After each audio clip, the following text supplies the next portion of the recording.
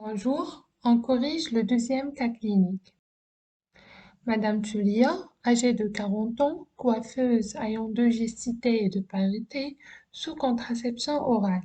Elle consulte pour une lourdeur de la jambe droite aggravée le soir et à la chaleur, évoluant depuis 5 ans, associée à de multiples dilatations veineuses sinueuses avec gêne esthétique.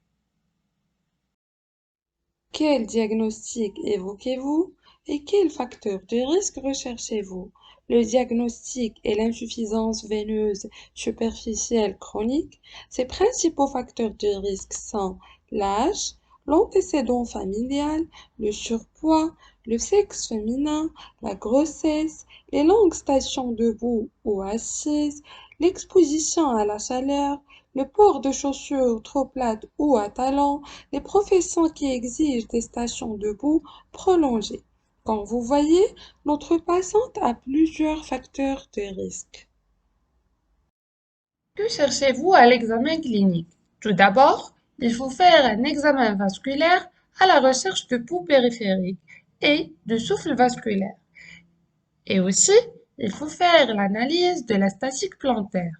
On peut aussi réaliser le test de Trendelenburg. Pour ceci, le patient doit être couché avec surélevation du membre. Pour le vider, on pose le garrot moyennement serré sur la racine du membre. Normalement, les veines superficielles se remplissent de bas en haut et la levée du garrot ne change rien.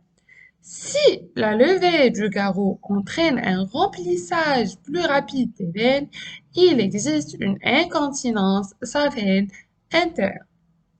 On peut faire les mêmes manœuvres pour évaluer les incontinences veineuses segmentaires. Quel examen paraclinique demandez-vous?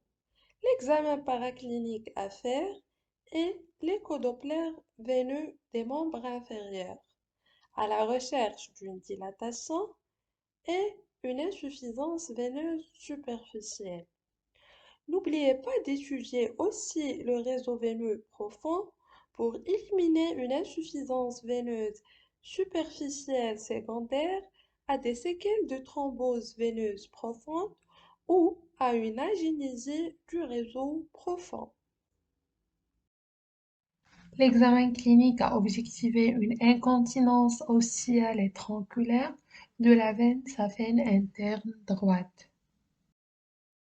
Quel traitement proposez-vous?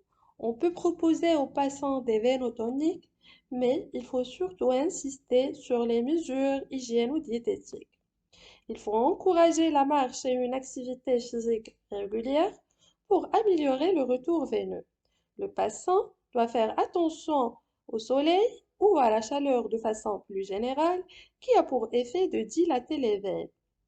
Les stations debout prolongées sont proscrites. Le port de chaussures à talons ou trop plates est déconseillé.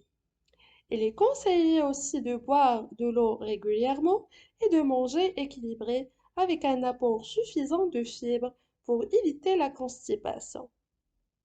On va aussi prescrire à notre patient des bas de contention qui seront adaptés à sa taille et à sa maladie.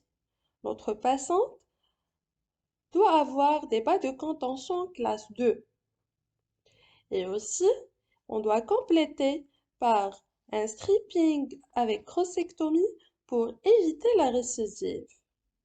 On peut aussi lui proposer de réaliser un traitement par radiofréquence.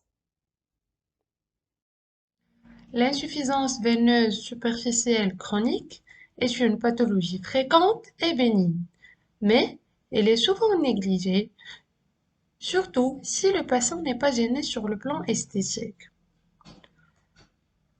Et alors, il faut insister sur sa prise en charge pour éviter les complications, notamment la dermite ocre et l'ulcère veineux.